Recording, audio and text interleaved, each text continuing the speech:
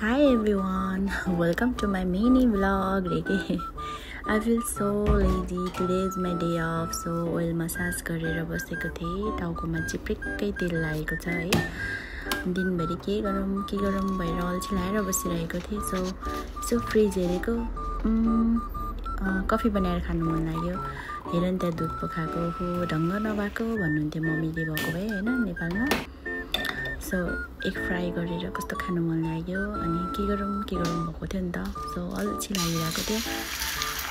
Boring है, मलाई पनि कस्तो बोरिङ देखेको. अनि एकदम लेजी फिल भइरहेको थियो.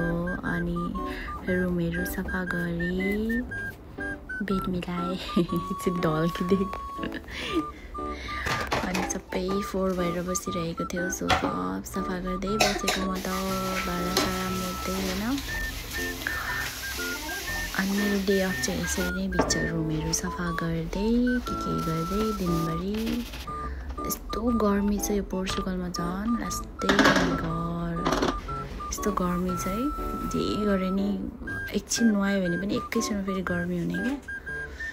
सो सबै कुरा सफा गरेँ होइन, लुगाहरू धोएँ.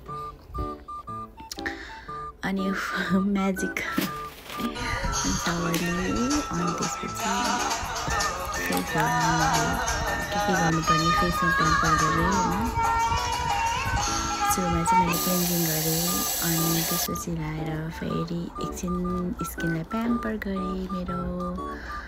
अनि आफ्टर फ्रेसन अप मलाई एकछिन यस्तो ढल्किन मन लाग्यो. अनि फ्रेस भएर एकछिन मोबाइल चलाउँदै बसेँ. सो यति नै हो आजको लागि. Bye bye everyone, see you.